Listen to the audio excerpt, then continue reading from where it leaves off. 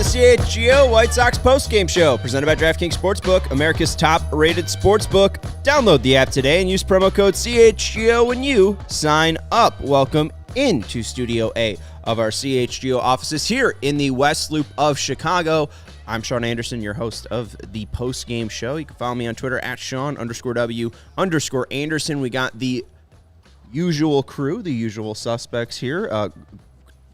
Classic film. That's Vinnie Duber, our CHGO White Sox beat writer. You can follow him on Twitter at Vinnie Duber, and you can read his latest piece talking about Luis Roberts' gaffes in the outfield last night. Part of the equation with him at the moment, yes. Isn't it? Yeah. At allchgo.com. The outfield stuff, a little bit fixed. The hitting. Lesson learned, it seems like, but 3 more strikeouts, that's not what you want to see. Yeah, we'll talk about it. And that is Herb Lawrence, the man in the middle. Hello. You can follow him on Twitter at AcknerWall23. He's our CHGO White Sox community leader. We are coming to you live after a White Sox loss. Padding for time over there is Sean Anderson, I suppose. Hour is usually what we try to aim for. Thank you, everybody, for joining us in the chat as well. Herb said 122 people were waiting. Make sure you're hitting that thumbs up button, because if we know you don't like the White Sox, but we don't play for them. Like us. As Vinny said, we're not below 500. No. We're fine. I saw my guy Ellie Stein, and it's funny, his phone auto-corrected to Missouri, which I pronounced misery. He said, put us out of our Missouri. I agree. Which is the same place. Would you agree? It's not great. Okay. I have my own fond memories of being there, I suppose, but I don't know how much that was the doing of the state of Missouri. You've been to a lot of states, right? I have been to a lot of states. Over 10? Oh, yeah. Oh, yeah. Yeah. Is Missouri top 10? No. Oh, there you go. That's all I have to say. Illinois is not top 10 either. Yeah, it is. There's one city in it that carries the day. Oh, it's great. Yeah. But everything else is, it's tough, friends. I've never been to Missouri, and I haven't been to 10 states. So it's right there. You guys really aren't giving the ringing endorsement for it. Lion's Choice is all right. It's like Arby's, but better. Lion's Choice? This is the first thing that comes to mind when you're complimenting the state of Missouri. Is something Kansas that's City, like an Arby's. Literally. Go drive 9 hours to go to Arby's. Kansas City's on the other side of the state. That's actually pretty good. I've never been to Columbia, where the University of Missouri's at. It's Naperville. It's Naperville. Yeah. It's Naperville. It's Naperville, people. Kirk is asking, can we make the pause longer until they win? Honestly, as you could tell, we really don't want to talk about the game. We definitely can just drag that out for the entire hour. We love you people being here. I love you people supporting the White Sox. We know White Sox fans, diehard White Sox fans, are out there, and they want this team to win. Immortal, I like Bronson better than Branson, Missouri. No dice. Simpsons fans got that one. I did. That was started in 1989. It's about as old as that gum. Yeah. You guys are like, oh, you guys ate the gum? It's just as good as the gum right now. I haven't watched Simpsons in a minute. A lot of Simpsons seasons to get through. Anyways, what'd you guys make of the game? 8-0 today. Lost to the Blue Jays. Another sweep. 7 straight losses. They're scoreless in the last 24 innings, and they've scored 3 runs in the last 4 games. Same old story, same old song and dance. It was like watching last night's game over again. Mm-hmm. Pitching gave up a lot of runs. Hitting did nothing, basically. There was a couple mistakes that you could point to, be it Romy Gonzalez unable to come up with a few balls in right field, or Luis Robert oversliding second base in the first inning. And, oh my goodness, the strikeouts. I believe, what was it? Was it 10 of the last 11? Yes, they had a run of 7 straight, 17 strikeouts today total. Yeah. Oh, I mean, the offense is not doing anything right now, and it was all about, this offseason was all about putting last year behind them, not repeating last year. Guess what? They're not repeating last year. It's worse. It has been way worse so far. The only thing that you can say they have going for them right now is that it is only April and that there is a lot of baseball left to play. But boy, if it looks like this, ooh-wee. I'm running out of words to describe this, because it's just it's the same problems as last year carried over again, and then making the record so much worse. It's swinging the balls outside of the zone. It's not walking. It's not hitting home runs. It's injuries. It's the pitching staff being inconsistent, but even still, they're not the issue at the biggest issue, I should say, at the moment. This offense is just doing nothing. I actually learned a new word today to describe them. It's a noun, and I'm going to do my best. Anachronism. Is that what you're afraid of spiders? Yes. A thing belonging or appropriate to a period other than which it exists, especially a thing that is conspicuously old-fashioned. You're not describing me, are you? No. Okay. I'm describing. I was trying to describe the White Sox Gotcha. and being bad at baseball. Yeah, I just think this team, like, I would actually prefer if they had quit today. Other than that performance is their 100%, that would be terrible. 17 strikeouts, 10 of the last 11 people striking out. Michael Kopech giving up 4 runs in 5 innings. And then that weird thing where Seby's throwing down after every pitch to try to pick off a guy on first base. It's not working. And then it was 2 outs with him and George Springer. It was Michael Kopech versus George Springer. He had him at 1 and 2. He hits him. I thought it hit off the bat. But I would want him to be concentrating more in that case on George Springer, getting him out. Because up to that point, he was rolling. Early in the game, Michael Kopech was rolling, and then he hits George Springer, and then subsequently those guys score, I think, on a single or double by the Toronto Blue Jays. It's a lot of things that are going wrong with the White Sox. It would be preferred if they was like, we're not going to get this game. We're not going to give an extra effort out today. 8-0, cool. Because if that is your 100%, that's embarrassing, shameful performance out there. Michael Kopech, for the most part, was not bad, but 5 innings and 4 runs is a broken record. This keeps on happening. White Sox starters are only going 5 innings or fewer innings and then giving up a lot of runs. So you're not helping your offense immediately where – what was it? That when that 2 runs went through or that 3 runs went through, I was like, this is a game. We're over. There's no way the White Sox are coming back.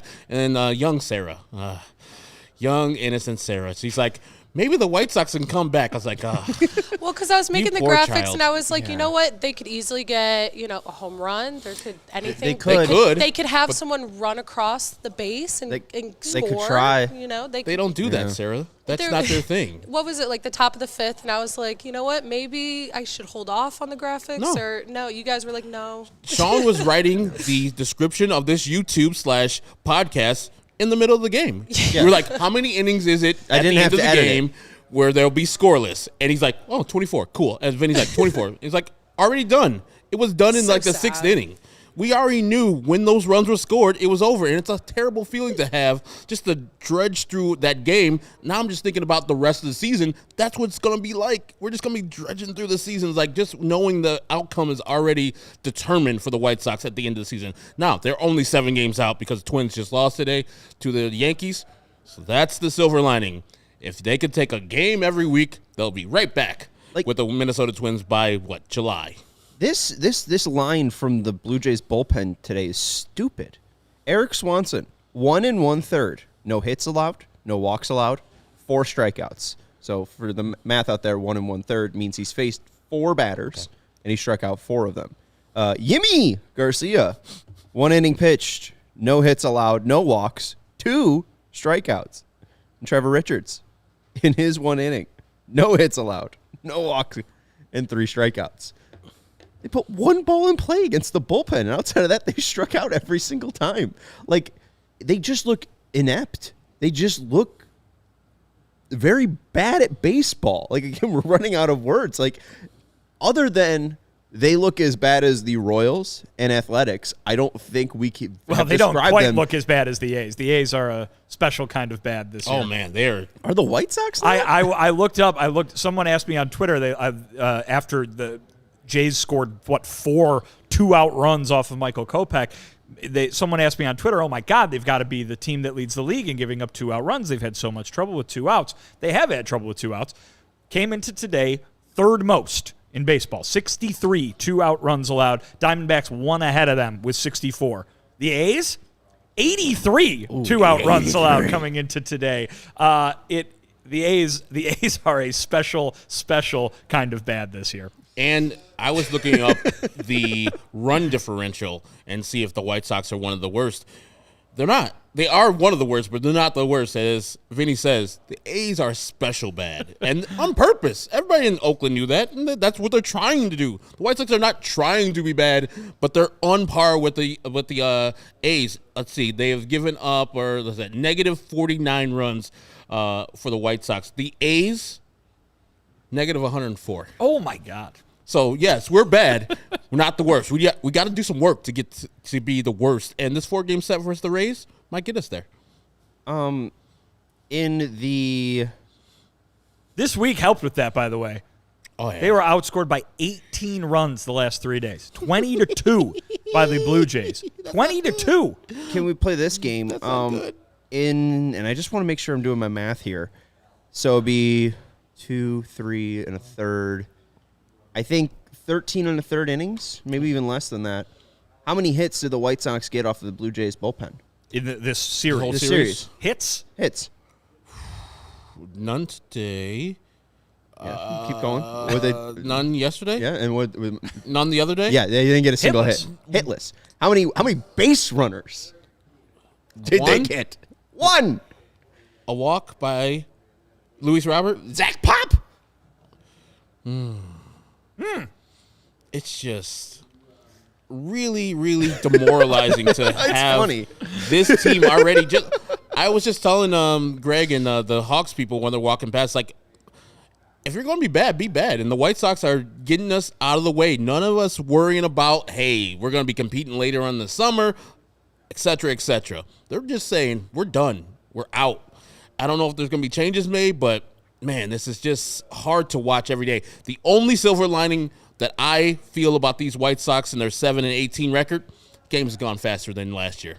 So That's true. it's less suck. Pitch clock for MVP. Oh, thank you. Bless up. We do appreciate their contributions to baseball this year. So the actual number is 8 1/3. 8 1/3. No hits, no runs, 1 walk, and then I didn't do the strikeouts, so my bad on that. But I can't even. I mean, there was a ton today, so a lot. Just really pathetic. And I want to bring this stat up. This is the worst start in White Sox history since 1986. That season, very notably known for Tony La Russa being fired. Again, the same Tony La Russa, being fired in the middle of the season by Hawk Harrelson, Yep. former White Sox broadcaster and general manager.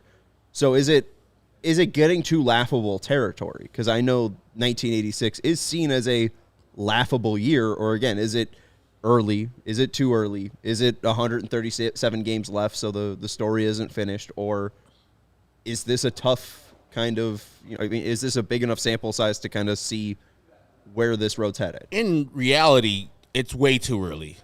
But my brain can't push past the fact that the White Sox are playing the way that they are. So if this is the team, and I know that there are people out, but there's going to be people out all throughout the season. Tim will come back, and I guarantee he will probably visit the IL again. Same thing with Yohan. Same thing with Eloy. It's just a cycle that we're on. So I can't see the White Sox playing well enough for them to be competing. It is theoretically possible for them to do that. This team that I've seen out there that has now lost 7 straight series, hasn't won a series at all this year, hasn't won 2 games in a row this year. I can't put my mind through. It's like, okay, I've seen 25 games. I know it's a short sample size, but this is what they are. They're a bad team. It's not a thing where they're not doing the things that we think they should be doing. Maybe this is who they are, and maybe this is who they're going to be this year. And that's what my mind's at right now, that they're just bad and not struggling, not underperforming. This is their watermark. This is their high level. Well, the best case scenario for what can be achieved this year is getting worse and worse as time goes on, right? I mean, Yes. The 25 games is a small sample size. There is 5 months of baseball left to be played, and they probably will play better than 11 games below 500 the rest of the way. Herb said he'd bet on it. Probably maybe is too strong of a word. That being said, Sean, you did the math for us yesterday, and you did it again before the show started. To just to just be to be a division-winning caliber team, the record that they have to have the rest of the way, what have you seen so far that would give anybody any indication that they will play that way? I mean, they're 88 and 97 since last year. Like, since the 2022 start of the year, they're 88 and 97. There's nothing that is giving you hope or inspiration. They're a listless team. We put it on Twitter, the photos of Luis Robert and Oscar Colas just looking mouth agape, aghast at what is happening. And, I mean, Pedro said before the game today, and I thought, I guess this was interesting, but I've been on teams that you go through a streak like this and you know the season's over. This doesn't feel that way. It doesn't feel that way at all. The talent's there. We just need to be professionals and grind through this thing. And we can look back in hindsight and say, when I asked you guys the question, what's the next series the White Sox are going to win? You didn't say the Blue Jays. You didn't say the Rays. No. You said May, 2nd against the Reds? May 5th versus the Reds. 5th through the 7th. 5, 6. Or, 5, 6, 7. To wait all the way to the 5th? Yeah. May 5th? Yeah. I mean, like, it's not surprising that they lost these series. It's, I think, surprising that they lost them all in sweeps. I think it's surprising that you saw the 7-run output on Friday against the Rays and then the 4-run output, and then it completely dries up. Chris Kampke had this stat. Last 4 White Sox hits in last 4 games, 3-3-4-4, ties franchise record with 4 straight hits with 4 hits or fewer, also done June 15th to the 18th of 2015. 5th time in franchise history with consecutive 7+ run shutout losses. First time since August 5th. And 6th of 1978. So historically bad baseball from the White Sox. And this is a team that in 2017 and 2018 lost a combined 195 games. Yeah. And this team, which is supposed to compete for a division title, those were rebuilding teams, Herb. This team that's supposed to compete for a division title is doing things that those two teams didn't do. We could read you the list of the White Sox rebuilding all-stars and everybody would start laughing hysterically. This team has the roster that's supposed to compete, the roster that's supposed to win the division. Yeah, when we were throwing out Grissomer, Despaigne, and Cat Latos and all these other bad people on the roster, those teams Bruce Rondon. Yeah, they were better Mike Pelfrey. than this team. Who's the third baseman who was Mike Olt? Mike Olt. Yeah. That was way back. Yeah, like Connor Gillespie. Oh, Mike Olt was the opening day third baseman for the Cubs the year that Chris Bryant won Rookie of the Year. He was. How about that for some baseball trivia? And thank you, service time manipulation, for Mike Olt getting that start. Husky Bardo saying TA and Cease deadline trades are going to hit like crack. I don't know if Cease will be a part of that, but man, it's just an ugly road. I mean, to your point earlier about to be a division winner, Guardians were at 92 wins last year, Sox at 93 in 2021. White Sox would need to go, again, if it's 137 minus 86, so I have the correct numbers, not like the Joey Gallo thing that I had earlier, 86 and 51. 86 and 51. And I said to get you 92 wins. This is how good and valuable my predictions are, predicted before the season started that they would win 90 games. So you can knock 2 off of that. That 84. Would be 84 and 50. What? Oh, now you're making me do different math. Different math. Still, 137 minus 80? No, 84. 53. 53. 84 right? And 53. 40. Whew. That'd be hotter than crap. Something. AJ Reed, Whatever. Dylan Covey. Yeah. Man, a lot of bums. Yep. Yeah. My man Tyler Saladino. 83. But still, they're not winning 83 games. They get to 90, 83 and 54. I don't even know if they're winning 83 games total. 83 and that's and 54. The thing is, so my prediction was 83 games. One game above 500. One game above 500. And the line on DraftKings Sportsbook to start was over under 83.5, and then it dropped down to 82.5. So, I mean, the predictions, at least for DraftKings, was around 82 to 83 wins. Like, they would need to have a pretty decent run to even get to 82 or 83 wins. This is scary. Like, people bringing up the Phillies earlier, they're not in Phillies territory. Last year when the Phillies were bad, ended up firing Joe Girardi mid-season on May 31st, and then finished 87 and 75. They were only 8 games under 500 at their worst. 5-game losing streak. The White Sox now have a 7-game losing streak and are 11 games under 500. And just hired this manager. Yeah, so they're probably not firing him. And I would bet a lot of money that they're not firing Pedro Grifol. Firstly, because it's not his fault. Secondly, he just got on the job. And it's definitely not his fault. And we don't have Phillies power, or for that matter, their starting pitcher, their frontline starting pitching like Philly had last year. So, yes, I get it. Teams have done this in the past. Teams as recent as last year. But show me where we're matched up with those teams.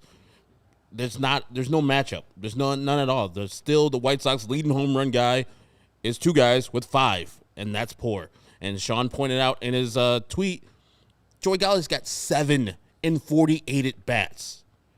The combined White Sox of Benintendi and Eloy and all these people, 8 in like 500-plus at-bats. Andrews, Vaughn, Benintendi, Jimenez, Gonzalez, Grandal, Colas, Sheets in 528 at-bats, and it's probably more now because the game was still going on. They didn't hit a home run, though. 8 home runs. So Gallo in 48 at-bats, 7, 528 at-bats from 8 different players from the Sox, 8 at home runs. Yeah, that's just poor. Like, I would go back to the days where the White Sox in the early 2000s were winning or losing games 10-8. At least those teams were exciting, and they were losing, but they were providing offense, and they were providing some actual excitement for the audience who was watching in the stadium or on TV. This team is boring and bad. And that's a bad combination. And 2, uninspiring. And I don't have anything that I can try to stick my nails in and try to grasp onto. You look at the Phillies, and a part of the reason why they were able to turn around us was they had great staff underneath Joe Girardi. And the main guy that was in contention to be the White Sox manager was Kevin Long. And you go and look at Christian Pache, a guy that was traded to Oakland from the Braves and then DFA'd by the A's of all teams because he was a Gold Glove specific player and really had nothing to offer with the bat. And he's gone to Philadelphia, and he's shown something because Kevin Long is able to have him hit the ball in the air. He is taking guys that have the pedigree and is trying to give them all the tools to succeed. They had Logan O'Hoppe traded over from Philly to L.A., and they had Brandon Marsh come over. And Brandon Marsh, I think, still leads Philly in the MLB in OPS. Kevin Long has been able to redefine some of the lost and forgotten hitters like Kyle Schwarber and have turned them into 40 home run players. And Pedro Grifol might be great, but Kevin Long has been around doing the damn thing for 10-plus years, winning World Series in 4 different organizations or going to the World Series with 4 different organizations. So, again, I am now questioning if the hire was wrong, not because of Pedro himself, but I think they needed different direction and someone who at least had a little bit more experience of going other places rather than, hey, he had 10 amazing years in Kansas City. I know he had a little bit of bouncing around before he landed roots in Kansas City, but Kevin Long has been at the majors, many different stops here and there, and turning guys like this into major league hitters that produce at a playoff level. And I'm sure other teams are looking at the White Sox roster and saying the same thing that you're saying about Brandon Marsh and O'Hoppe and other people. We get him in our building, we can fix that guy. We get Luis Robert in our building, we'll get him right. We get Eloy Jimenez in our building, we'll get him right. They have people with raw talent. Now, their talent's not showing through. The potential is not coming through. So I got to agree with you, Sean. There has to be something where these guys who are now the new coaching staff have to look at themselves and say, yeah, it's going to take a while, but also we need to bear fruit after a while because it's been 25 games. After a while, you have to know, is this going forward? Are we doing the right things? Or should we scrap everything and just try to go for broke? Because when Brandon Marsh got over there to Philly last year, I remember as an Angel. I was like, nothing big, no great shakes. Last year, hit the cover out the ball. And this year, he's crushing the ball and playing exceptional defense. So they're doing something well over there in Philly. They're developing their talent. I remember Alex Baum was just a regular guy. He was a high-rated prospect and was getting booed by the fans because he was making errors every 5 seconds. And now this year, he's depended on, especially when Rhys Hoskins goes down. remember, they're doing this without Rhys Hoskins and Bryce Harper. So, yes, the White Sox do need some time to develop, but after a while, people are going to be like, hey, Pedro, hey, Castro, what are we doing? This team can't hit. And if they can't hit, you're not going to win the games. So more than Pedro, I could see like one of the hitting coaches getting fired this year, 100%. Oh, the brand new guys who just got here? Yes. No, but my point is it's not even – it's just that, like, again, like, I guess Castro has a lot of skin on the wall. I mean, he's been around many different major league stops. But, like, Chris Johnson, who is a part of that tandem. I know everyone loved him. He was the darling in Charlotte because that is the most hitter-friendly park in all of baseball, independent, single A, triple A, double A, whatever.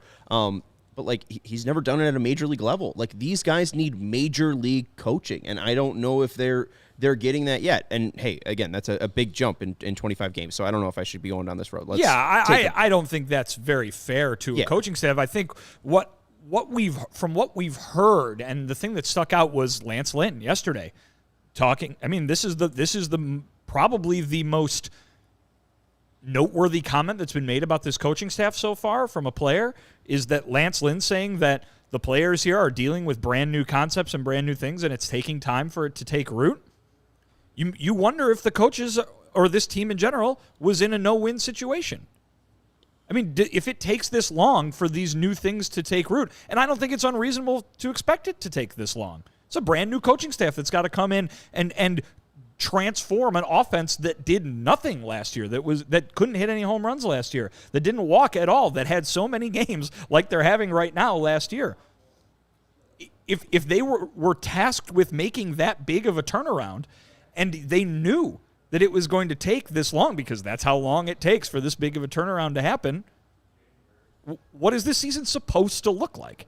What was this season supposed to look like from the start? You're saying you're Rick Hahn in the White Sox front office, and you're hiring Pedro Grifol and this new coaching staff and saying, we're basically keeping this roster. So the onus is on you guys to change it and get it right and get it back to where we think it's going to be, and we believe that you can do that. Was it reasonable for the front office to think that it was going to take this long? Probably, to get it right. But then, so what is the expected outcome for this season? If you're like, oh, well, if the explanation is, oh, they're just it's a bad month, but they're learning all this new stuff, they'll be fine in the end. Like, how much losing do you have to do before the goals that you said were still attainable are no longer attainable? Expectations must be high if, Kenny Williams is picking up the phone and saying, oh, we're all really upset right now. We're all really disappointed. We're just as mad as the fans are, right? They are. They obviously are. We know that they want to win, but this isn't working. And I look at those comments from Lance Lynn and I wonder, is a 6-month baseball season enough to get all that stuff taken care of? Because if it isn't, then what was this season ever supposed to be? And granted, these are reactions to a bad 25 games. We could be singing a whole different tune in May, June, July, August, September, who knows? But this is a lost month. There's no doubt about that. This is a lost month. And if the month was lost and I'm not saying everybody's saying it's okay, because nobody is happy with these results, but if it can be explained by, oh, well, it's a learning process kind of thing, how long does a learning process take? Because this is a team that was expected to compete for and potentially win the division, and this is the supposed contention window. I mean, the ceiling for this team this year was to be a World Series contender, right? Those were the ceiling for the expectations. Might not have been a lot of people, Herb, who had those expectations, correct, but this is a team that wants to be the best in baseball. And if this is, as Jared just says, a transitionary season, that's not what it was supposed to be, right? Well, and right now, like, their leash is getting shorter and shorter, and then this has to be their worst month. Like, looking at all those numbers that were thrown out, 86 and 50, whatever, this has to be your worst month, because if you have another 7 and 18, 5 games below 500 month, you're done. You could stick the fork in the Chicago White Sox, because you're not going to be able to turn that around unless you have a historic 23-game winning streak or whatever the Cleveland team did back in 2017. Like, that is the way that you are going to be able to create something for yourself, is by doing something that is movie magic. And you could possibly think that last year that maybe the White Sox can come back because they have so many games, and we went through the schedule. They had one of the worst schedules coming up in that second half, mostly because they're playing interdivision games. So the Royals, Tigers, Guardians, and Twins. This year, not like that. You don't have that many games versus those teams, as many as you had last year with the 18-19. This year, you got 12 versus them. So you can't even get fat on those guys and say, we just make it up in the division, and we make it up in the division, we'll be fine. No, you're going to have to play a lot more other teams, and this AL East is kicking the White Sox ass. The Orioles have beat them, the Rays swept them, and now the Blue Jays beat them. And now we still got to play the Red Sox and the Yankees. Ugh, God. Well, 4 more against the Rays. Jesus Christ, it never ends. No, it doesn't. Starting tomorrow. Oh, God. Speaking of the Rays, Those sons of starting bitches. tomorrow, 4 games on 35th and Shields. How are you going to buy tickets, folks? You're going to go to Game Time. You're going to download the Game Time app, and you're going to use that code CHGO. You're going to get $20 off your first purchase over at Game Time. Download the app, create an account, and use code CHGO for $20 off your first purchase. The reason you're going to use Game Time is because people stress out about getting the best deal. You want to get a coupon every now. Oh, look at Vinny showing up. I thought you were going to show me a quote, and I was like, I can't read that. No, it's Game Time. It's the Game Time app. Very inexpensive tickets tomorrow. What's up? Very inexpensive tickets tomorrow to go see the Rays and the White Sox. I mean, Says if you're, $20 off, you might get them for free. I mean, if you're a Chicago baseball fan, just in general, you want to go see some baseball, you can get Cubs tickets tonight for $10 on Game Time app. And tomorrow's the red line thing, where the Cubs are playing the Padres in the day, the White Sox are playing the Rays at night. Really? Yeah. Oh. Gonna have a nice red line day. You can do it all for just do that. because Chicago White Sox tickets as low as $7 for tomorrow night. Cubs tickets for tomorrow. Hold on, I'm on tonight's game. Well, I got Sox tickets As for low free. as $6. You can go Look at both that. games for $13. And Well, then, I got $250 for the red line. Yeah. In there. I got Sox tickets for free $99 already for my cousin. So Go I and see could your go. man Fernando Tatis Jr. I just might do a little red line trip. I've never done that before. That's exciting. So hey, if you want to join me, snag the tickets without the stress with Game Time. Again, as Vinny said, low prices, the lowest prices guaranteed, and up to 110% of the difference. So if you do find a different price in the same section and row for less, Game Time will credit you up to 110% of the difference. So do not stress when buying tickets. Download the Game Time app, create an account, and use code CHGO for $20 off your first purchase. Terms apply. Again, create an account and redeem code CHGO for $20 off. Download the Game Time app today. Last minute tickets, lowest price guaranteed. Also want to let you know about Shady Rays. Herb, what's on your head? Got some great Ventura-style Shady Rays. Mercy. Ooh, some Robin Ventura-style Shady Rays. Sector all 23 for you there. Take on the sun with gear built to last. Our friends at Shady Rays have you covered for the warm weather ahead with premium polarized shades at an affordable price. Shady Rays is an independent sunglasses company that offers a world-class product that's just as good as any expensive pair we've worn. They have durable frames and extremely clear optics for outdoor and for Herb indoor adventures and podcasting. Teacher's so bright, gotta wear shades. That's not for the Sox. That's not all. Shady Rays offers the most insane protection in all of eyewear. Every pair of sunglasses is backed by the lost and broken replacements. If you lose or break your pair, even on day one, they told us that they will send you a brand new pair. No questions asked. So you can wear your Shady Rays with confidence because they have your back long after your purchase. And if you don't love your Shady Rays, you can exchange them for a new pair or return them for free within 30 days. There's no risk with it when you shop. Their team always has your back. So exclusively for our listeners, go buy the best sunglasses I have ever owned and get their best deal of the season. Go to ShadyRays.com and use code CHGO for 50% off 2+ pairs of polarized shades. Again, ShadyRays.com and use code CHGO. Are you sending me the Seby thing? Yeah, you are. All right, cool. I was going to get right into the Seby thing. I want to take a break and then get into that because it felt cathartic. James Fegan up in Toronto in the media pool talking to Seby Zavala. And Seby Zavala after the game said, and you guys know A dramatic reading. You guys coming know up. the band the Minutemen? No. Oh, okay. No. They have a song, History Lesson Part 2. And in there he says, Mr. Narrator, this is Bob Dylan to me. Baseball players swearing is truly Bob Dylan poetry to me. Quote, those fuckers, they just fouled off a lot of shit. It put us in a hole and maybe makes us feel like we don't know how to come out or something. I don't know. They beat us. We're in a funk. We've got to come out as a team to figure out how to get out of it. I want those fuckers as a drop and just played consistently over and over and over. And here's some more. So that was a tweet from James Fegan. This is a tweet from Daryl Van Scowen here. More Seby Zavala. We have to find a way to start winning, and we can't curl up in a ball.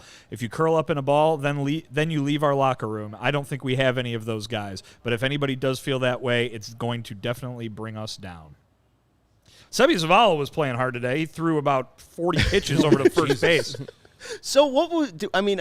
I don't want to. What do we make of those quotes from Seby? I don't think that they're going to curl up and die. I don't think that they are that type of team. And Pedro said, we have to grind through it. We were expecting these series to be tough. Maybe they see a light at the end of the tunnel and it gets easier for the Sox. They still have, this is the only silver lining I can think of, they have the 27th hardest schedule in all of Major League Baseball left. So there is a chance that they can beat up on bad teams. There's a chance. There doesn't sound like Sarah. Sean, what did we hear? What happened last year? Last year, everybody looked at the White Sox and said, wow, where's that team from 2020? Where's that team from 2021? Where are these guys? Why aren't these guys having fun? Where's the energy? And we asked them that throughout the season, right? We asked them that all the time. And the thing they kept saying was, it's hard to have fun when you're losing. Well, they're losing a lot already this year. And I wonder, is it going to be the same mood in that clubhouse? Not because there's some sort of horrible culture problem, not because Pedro Grifol doesn't have a handle on his team, not because there's any sort of leadership vacuum or anything like that. Just because they lost a bunch of games, it's going to be hard for them to dig themselves out of this hole. And if they can't do it, nobody's going to be smiling an awful lot in there. And for us to be talking about that and having that conversation in April, it's not a good sign, right? And again, I don't blame these guys for being. When I hear that from Seby Zavala, I hear a player who's frustrated that they're losing like this. They want to win. They're not. Right. They're not enjoying this. They're not ending the game and going up. Oh well. We'll be back at it tomorrow. See you guys tomorrow. I don't know why they're Mickey Mouse, but the point just being that they, this sits with them. This eats at them too. They're not happy about this. I just saw last year that same thing happen where it ate at them, it sat with them, and they could never shake it. And are they not going to be able to shake it again? Because these are guys who have no problem going out there and working every day, but if you don't get the results, it's going to be hard to muster that energy. Well, and just looking back, too, like Alec talks in 2020 where they, again, kind of ended the season in a spiral. It was awful. That last week was miserable. They had the trip to Cleveland, my goodness. Carlos Rodon, I thought his career was over. It wasn't. It wasn't. But they spiraled. They still made the playoffs, and they weren't able to escape Oakland, and they were promptly ousted. In 2021, they did win 93 games, but they were the best team in the American League in June. And then after, July, and they dealt with injuries, I think TA went down, they kind of faltered at the end. They still had a big enough cushion to win the AL Central. And then in 2022, they never hit that stride at all, and it just never found any kind of rut, any kind of traction. I'm obviously this team doesn't have any traction right now, but were those kind of moments where they did feel rudderless or kind of, without any pull, do they seem bigger in hindsight that, hey, maybe it was just magic, maybe it was just a lot of fun energy at time and a lot of dumb luck, and that luck is kind of paid out? Or I am not sure. Run out? If they knew or if I knew, I would call them and say, hey, man, you need to do this, that, and the other, and we'll be better. If they knew, I'm sure they would try to do things that are more conducive to winning. But as Vinny said, these guys are probably furious that their record is 7-18 because they, like everybody else, didn't expect their team to be this bad. Maybe some people predicted them to be under 500 for the season, close to 500, 78 wins on the year. But these guys are professionals, and they know that they're not, with the collective of talent that they have, are supposed to be this bad. So I don't know what they're going to do. Maybe introduce some fuck it into their life. Somebody talks about you and the White Sox are bad, fuck it. Who cares? I don't care about what the outside world is. Kind of like we're going to be encapsulated here with the clubhouse. Whoever says stuff outside of here, neither positive or negative, we don't give a goddamn. This is the team that's going to try to turn that around. This is the team that needs to turn around. Nobody from the outside, not Kenny, not Rick, not any of these people, are people that are going to help us out. It's the 26 men in this clubhouse with our coaching staff. That's it. And do a thing where it's like it's us against the world. That's the only thing I would have for them, where they're seeing all these people commenting that the White Sox are bad. It's an embarrassing thing. I'm not giving any money to Jerry, and take it personally and have a us against the world type of a demeanor about themselves, and maybe they can turn it around. Otherwise, I don't know what else they can do. So I don't know if Tim Anderson kind of went down that road or not when he talked to Chuck and was kind of like, we need the fans on our side. Obviously, they're without Tim. What, now 2-11 without Tim? Is that right? I think it's bad without Tim Anderson. It was 2-9, and they haven't won a game One since. game against Minnesota, one game against Baltimore. Or no, it's got to be more than that. Okay. Well, they won the game that he played in Minnesota. So, yeah, one game against Baltimore and then one game against Philadelphia. Yes. Yeah, those are the wins. I'm just trying to the loss number, but it's 10. 2-10. 2-10. So, like, would he be able to bring that energy of fuck it, it's us against them? Or when you see him talking to Chuck and bringing that up, like, oh, we need the fans on our side, like, will they be able to capture that energy? Like, that energy seems very unique and very tough to handle. Like, if that was everyone's mentality, then, there'd be 30 World Series champions, right? What else? What other White Sox fans out there saying, you know what, they still got a chance, or just at the positive level, or net neutral on the White Sox now? There's a super chat that says they could still win the division. You can bring that up and kill two birds with one stone here. There we go. All right, Kevin is our guy. Thank you, Kevin. Appreciate it. Two of them. Is Zach Levine his profile picture? Kind of looks like Zach Levine, no? It might just be him. Kevin Maybe. just looks like Zach Levine. Kevin, you kind of look like Zach Levine. Thank you for the super chat. Can you give him a goose honk, Sarah? Two super chats. Two super. Give him another goose. All right. Which one was first? The Okay, top. Okay. We are exactly where Rick Hahn was trying to break us out of. Baseball hell. We can't even rebuild effectively because our players aren't worth much. Our division is awful, and our schedule will not let us die. We have 137 games left. We can still take this division with Grifol. We roll, baby. I like that. I get it. You got to stay positive. I'm not going to tell you how to fan, but there's very few people like Kevin that I've talked to. So Tim would have to do this for everybody in the clubhouse and not wait for the fans to get up. If you win, the fans will automatically say, hey, we're on your side, brother. But until then, you got to say, it's us. We're in this by ourselves. No fan, no management is going to help us out. It's us, and that's it. And we need to fix this. No one else. And make sure it's like a, not really contentious thing where you're like, I hate the fans. But it's like, we're just going to be us. And if you guys join us, cool. If you don't come back to and when we're celebrating and winning. Yeah, baseball hell, mired in mediocrity. This feels like that right here. Exactly what Rick Hahn said they weren't going to do. I wish they were was 81 and 81. They're 7 and 18 today. Yeah, this is terrible. I mean, I actually prefer being this bad than being mediocre. I mean, this is your basement. You're clearly who you are. They can't fool themselves at the end of the year, and if they're finished 11 games under 500, they can't say, if we had this guy, if this guy was healthy. No. 11 games under 500 means you were bad consistently the whole damn year. You can fool yourself like they did last year, 81 and 81. All we need is a little fixes, which I can believe they thought. And I also thought maybe too, because I had 86 wins down for them.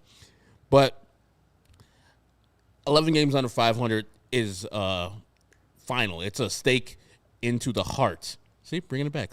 Stake into the heart of the Dracula. And there's no... Who's Dracula in this case? Sean. Of all the White Sox hopes and dreams, the contention window, that's the stake in the heart. You're like, this is it. We're contention window like Dracula. We are done. Window. Contention window. Suck your blood. But yeah, it's over.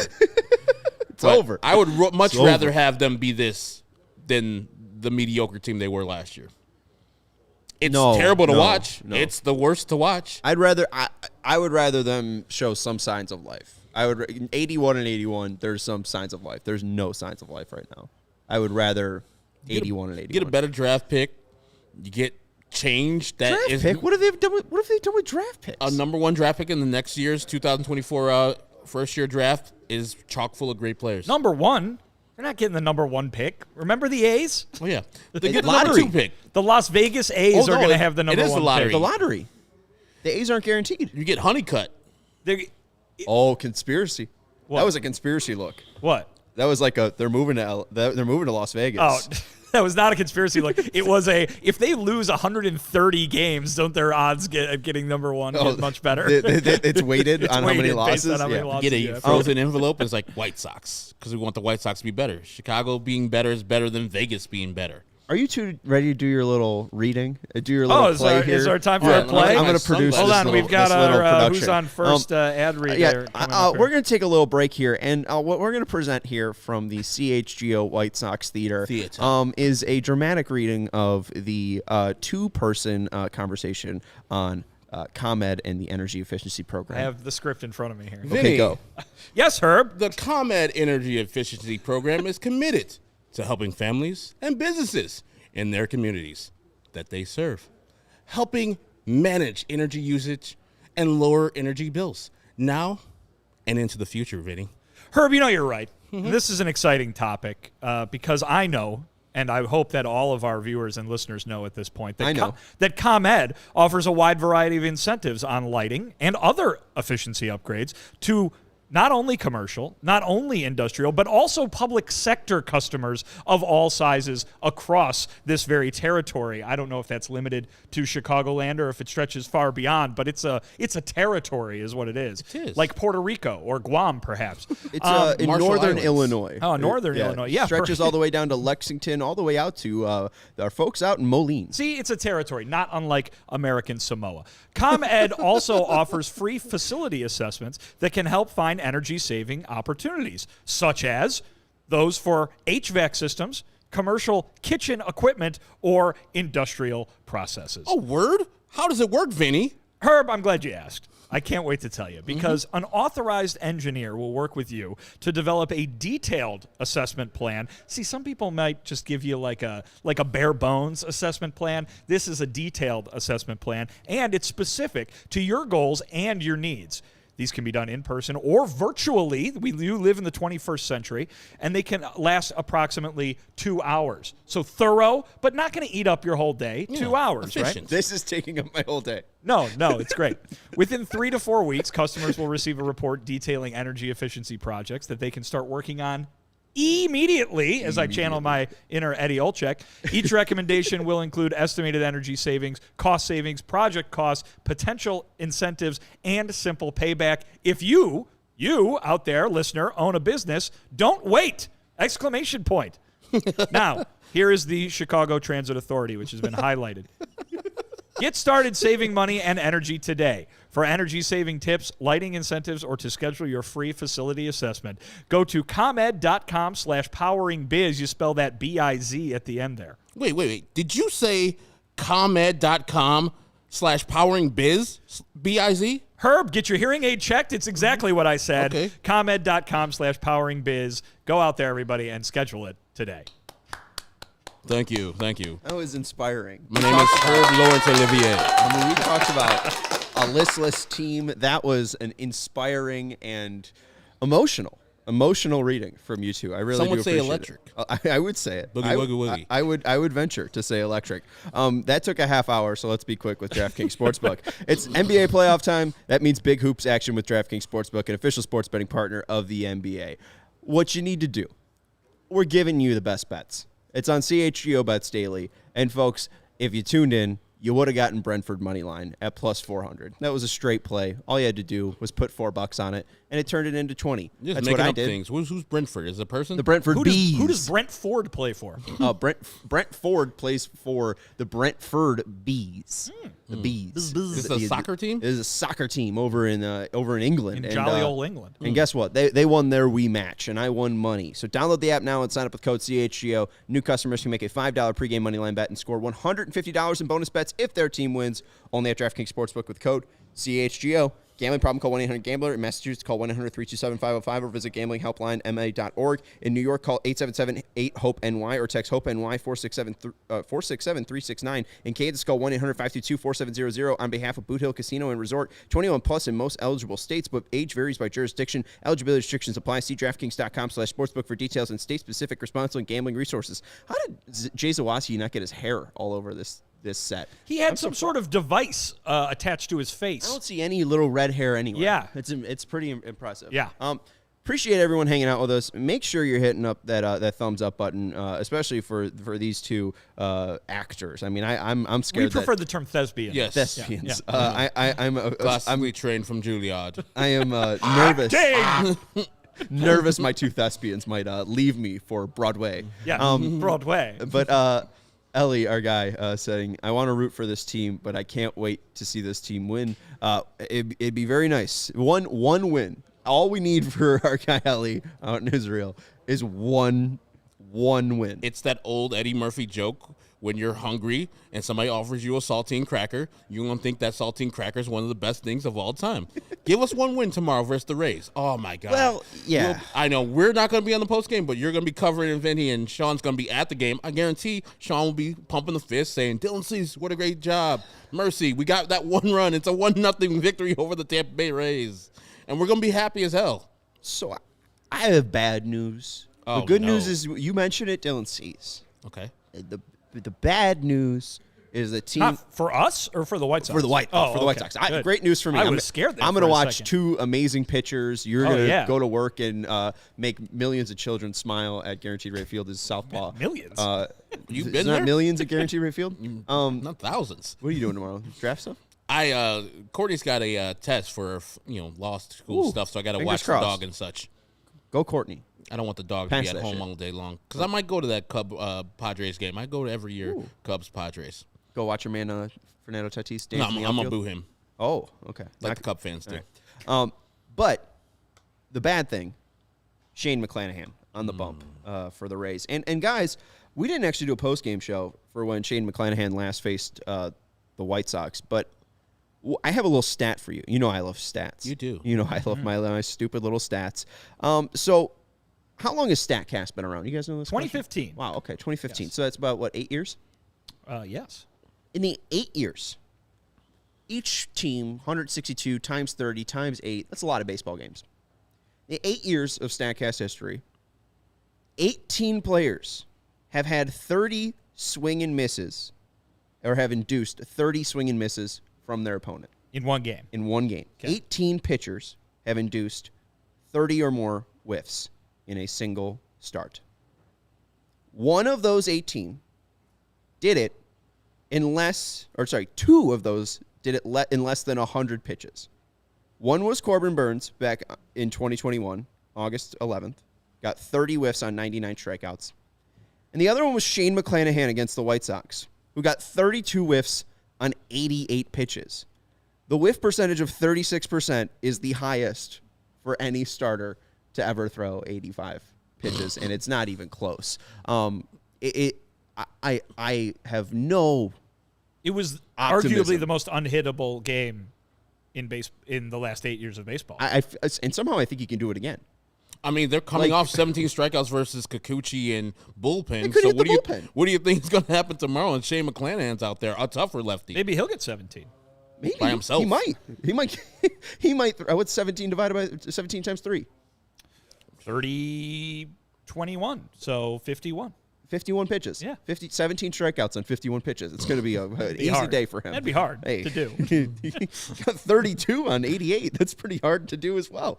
I have no faith that even though Dylan Cease is on the mound, with that guy on the bump, with the at-bats that you just took in Toronto, with the at-bats you just had against Shane McClanahan, I have no faith that they're going to be able to put out an effort that will lead to that saltine cracker, as you referred to it with Eddie Murphy. I like saltines.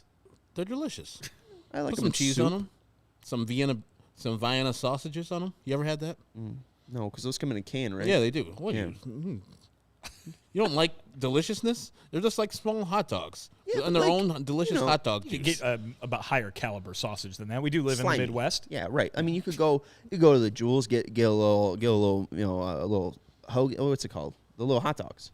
Little wieners. Little Smokies. Little Smokies. Yeah. Thank you. You know what I'm talking about. Yeah. You can just get those. And those aren't in a can with weird slime. Yeah, I grew up poor, though, Sean. Those delicious eats. I'm not trying to. I know. My bad. Those delicious eats. Those sardines, these are the poor people eats. You should go over to Paulina Meat Market. I was literally thinking of applying a meat market. Now I got a couple dollars. I can actually get some real sausages. Absolutely. That's I good feel spot. bad. No, I feel bad. All right, Don't feel bad. Well, Don't feel bad. Just go to Paulina Meat Market. Yeah, that should be their tag. Don't feel bad. Go to Paulina Meat Market. Camille Rock giving us a super chat saying, "Can the whole team get sent down to the minors?" Don't think so. No, I don't think they have that much room on the 40-man roster. Do they have enough buses to bus the guys down to Charlotte and the guys back up to to do that swap? I mean, you schedule it right, you could probably use only one bus. Okay. Yeah. I think that'd be a nice just feat for man to try to figure out. There's an off day on May 1st, so maybe they'll try to do the old AAA MLB swap. But yeah, I have no faith that they're going to be able to do anything on Thursday. We will be joining with you on Friday though, post game. Vinny will be at the game hanging with our guy Connor Smith. Hope you enjoy. We'll be in the stands. It's nice that they give softball a day off. But Verb and I will be here in studio, and then Jared Willis will be joining us from the park on Friday. So we'll recap a little bit of Thursday on Friday, and then obviously we'll recap Friday on Friday. My guy Jay Corona is talking about Scott Peterson. I was like, I know what you're talking about. You're talking about the Polish sausage / hot dog company. Oh. But when I see that name, I think about somebody else. Yeah, that's unfortunate. Yeah. I think of Rob Lowe. Remember when he played Scott Peterson? Or did he? In a movie? You're thinking of Drew Peterson, I think. Yeah. Both killers, yes. Allegedly. There's a Scott This is a sorry note to end on here. Yeah, okay. Let's go back to that Paulina Meat Market talk. But yeah, we're gonna go apply to Meat Market. They got a ton of plug here. They're great. You're great. Come on board, Paulina Meat Market. Hell. That's Vinnie Duber. You can follow him on Twitter at Vinnie Duber. He's our CHGO White Sox beat writer. You can read his latest article about Luis Robert up at allchgo.com. This is Herb Lawrence. You can follow him on Twitter at ActonRoll23. He's our CHGO White Sox community leader. And I'm Sean Anderson. You can follow me on Twitter at Sean_W_Anderson. Thank you to Sarah Fichta for producing the show today. And Jerome Powell's right. When Yimi Garcia was brought in, the man I went to or thought of was Leury Garcia. They're lost without Leury Garcia. They need Leury to take on Yimi, and that's why the White Sox lost 8-0 today. It would have been 8-1 if Leury was here. He could have put on at least something on, hang a star on that one. But anyways, we'll talk to you on Friday. Go Sox.